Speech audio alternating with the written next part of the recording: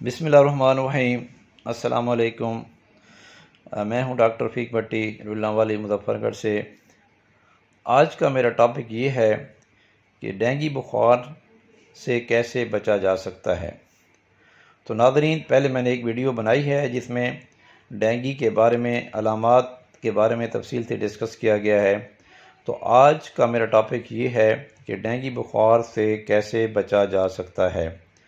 تو ناظرین، جیسا کہ پہلے میں نے آپ لوگوں کو بتایا تھا کہ ڈینگی بخار ایک وائرس کی وجہ سے ہوتا ہے، اور یہ وائرس ایک مخصوص قسم کے مچھر ایڈیز ایجپٹائی کے پیٹ میں پلتا ہے۔ تو جب وہ مچھر کسی انسان کو کاٹتا ہے تو پھر 3 سے 14 دن کے اندر اندر اس کو بخار ہو جاتا ہے۔ تو اس کی علامات میں نے تفصیل سے بتا دی تھیں، تو آج اس سے بچاؤ کا طریقہ بتایا جائے گا۔ تو ناظرین، ڈینگی سے بچنے کا یہ طریقہ ہے، کیونکہ یہ مچھر سے ہوتا ہے، مچھر کے کاٹنے سے ہوتا ہے، تو اس لیے زیادہ سے زیادہ توجہ دینی چاہیے کہ مچھر، یہ ایڈیز ایجپٹی مچھر ایسی جگہوں پر جہاں پر یہ افزائش پاتا ہے وہ ان کو ختم کیا جائے تاکہ یہ افزائش نہ پا سکے۔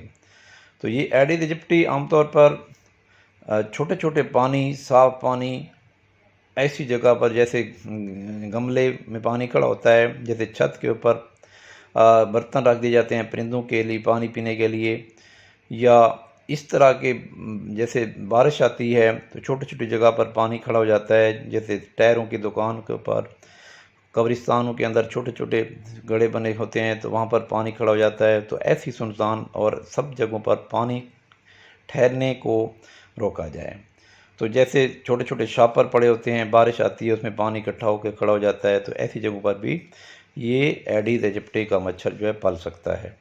تو جتنا ہی یہ اس کے پلنے کی جگہ ہیں، گھروں میں عام طور پر گملے اور یہ فریج کے نیچے تھوڑا تھوڑا پانی اکٹھا ہو جاتا ہے تو وہاں پر بھی یہ پل لیتا ہے۔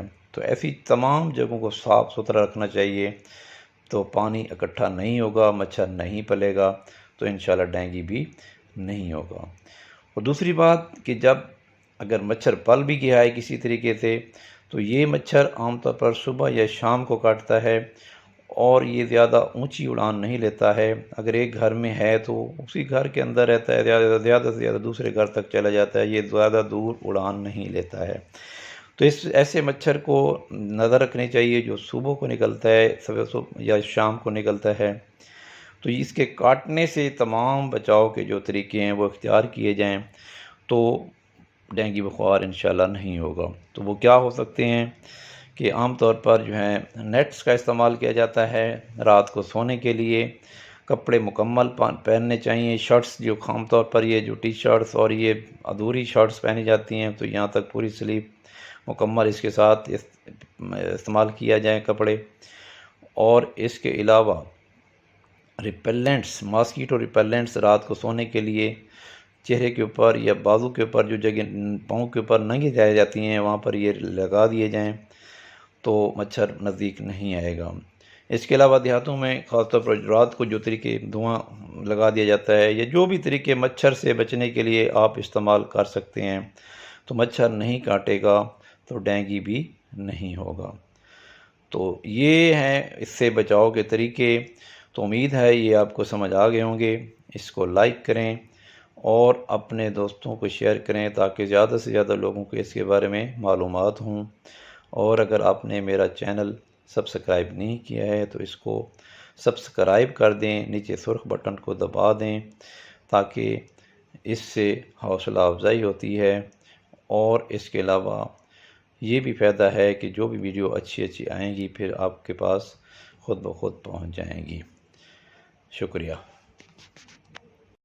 بسم اللہ۔